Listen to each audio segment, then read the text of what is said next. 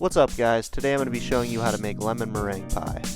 For this recipe, you can either use a store-bought pie crust, or you can make a homemade pie crust. If you are interested in making a homemade pie crust, you can find a link to a great homemade pie crust recipe in the description. Now let's get started. For this recipe, we are going to be blind baking or pre-baking our crust. So for step 1, you're going to want to put your oven rack on the lowest shelf and then preheat your oven to 425 degrees Fahrenheit. And then go ahead and flour your rolling surface so that you can roll out your pastry. It's good to let the pastry sit for about 5 minutes after removing from the refrigerator. This will allow the pastry to come up in temperature, making it easier to roll out. After the dough is sat for about 5 minutes, it is time to flour your dough, your rolling pin, and then begin to roll out your pie crust. If your pastry still seems like it's a bit too hard to roll out, you can go ahead and just hammer it out with a rolling pin.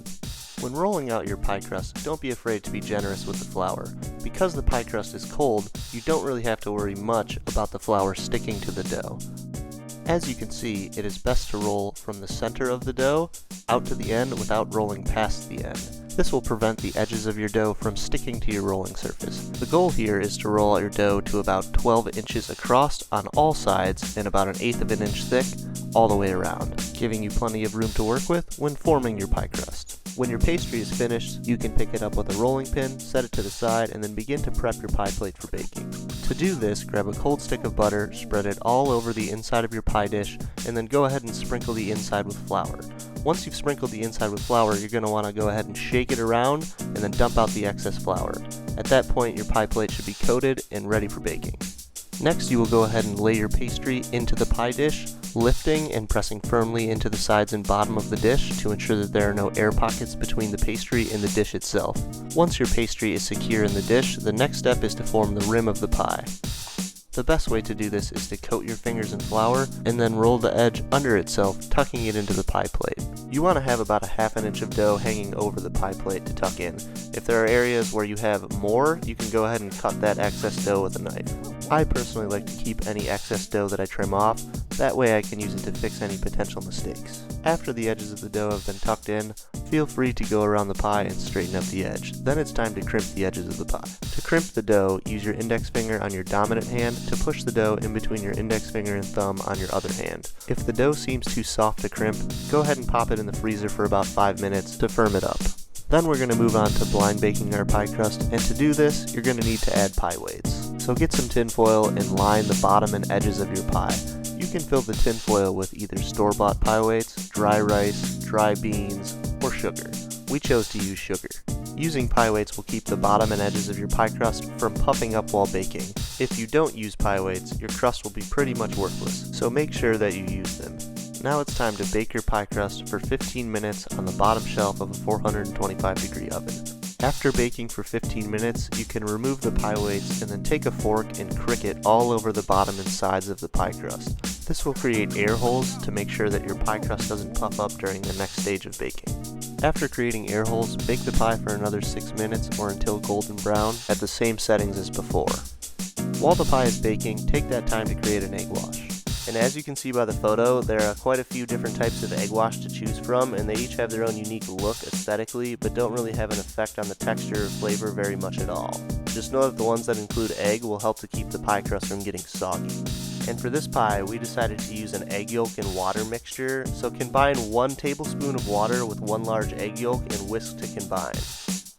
Now that your pie crust is finished baking, it's time to apply your egg wash all over the pie and then bake for 1 more minute just to cook the egg. After 1 minute of baking, your pie crust is now done. You can set it aside at room temperature while you make your lemon curd filling. To make the lemon curd filling, you're going to need to zest about 2 lemons over a large bowl to get about 2 tablespoons of lemon zest, and then add 1/2 cup of lemon juice to the bowl and reserve for later. Next, take 5 large eggs and separate the egg yolks from the egg whites, and then beat the egg yolks for a minute just until homogeneous. Be sure to hold on to the egg whites because we'll be using them later to make the meringue topping for the pie. I ended up using 6 eggs here because 2 of my egg yolks were considerably smaller than the others. After you've beaten your egg yolks for about a minute, put a medium-sized saucepan on medium heat and add to it 1½ cups of water, 6 tablespoons of cornstarch, 1 1/3 cup of sugar, and 1/4 teaspoon of salt. Once your ingredients have been added, give them a quick whisk and then bring the mixture to a low boil while constantly stirring. When the mixture starts to boil, it thickens really fast, so you can take it off the heat if you need to. Remember that if the mixture gets too thick, it's worthless. If it's too thin, you can always cook it longer, so take it slow. When the mixture's finished cooking, it should be almost clear with the consistency of a gel. The next step is to temper your egg yolks before adding into the mixture. To do this, stir in 1 spoonful at a time until half of the cornstarch mixture is incorporated with the egg yolks. This will keep the egg yolks from solidifying while cooking. After tempering the eggs, pour them back into the saucepan and cook on medium heat for about 4 minutes. After 4 minutes is up, take the mixture off the heat and stir in 2 tablespoons of butter and the lemon zest and juice from earlier. At this point, the lemon curd is done, so transfer it to a bowl and let it sit for a bit to come down in temperature before filling your pie. While the lemon curd is cooling, it's time to make a meringue to put on top of the pie. To make a meringue, start by adding 1/3 cup of water and 1 tablespoon of cornstarch to a small saucepan. Whisk the mixture together and then cook on medium-high heat until the mixture starts to thicken up. You'll know the mixture is done when it has the consistency of a thick glue. Be careful not to overcook because when this stuff starts to thicken, it thickens really fast. After your cornstarch mixture is complete, you can set it aside for later. Next, get a small mixing bowl and add to it 10 tablespoons of sugar and 1/4 teaspoon cream of tartar. I would recommend either using superfine sugar or powdered sugar. This will make it easier to beat air into the meringue, which is essentially what we're doing. The cream of tartar will help to keep the meringue stable as well. Once you have all ingredients added to the bowl, whisk together, set aside, and then get either an electric egg beater or a stand mixer. You can make a meringue by hand, but it's really an awful experience and I would suggest against it. Once your mixer is set up, add in the 5 eggs that we reserved from earlier. After you've added the eggs, beat on the lowest setting, gradually increasing the speed to medium. Once the egg whites are frothy, add in 1/2 teaspoon of vanilla extract and begin to add the sugar mixture about 1 tablespoon at a time while beating until it's fully incorporated. If you add the sugar too fast, the meringue won't come together well and it'll pretty much be worthless, so take your time when adding the sugar. Once you start to see heavy tracks in the meringue from the mixer and the meringue is looking really fluffy, it's time to add in the cornstarch mixture. Add in the cornstarch mixture 1 tablespoon at a time until fully incorporated. You'll know that the meringue is done when you pull the mixer out and it leaves a peak that remains stiff pretty much indefinitely. If you really want to put it to the test, you can hold your mixing bowl on its side for 30 seconds, and if the peak doesn't move, your meringue is done. Congratulations, you made meringue and you didn't mess it up. You can pat yourself on the back because the hard work is pretty much done. Now it's time to assemble your lemon meringue pie. So get your pie crust, pour in your lemon curd, and spread it around until even. Once you've added your lemon curd, it's time to put the meringue on top. When adding the meringue to the pie, be sure to spread it all the way to the edges of the pie crust. This will form a seal and keep the meringue from weeping over time.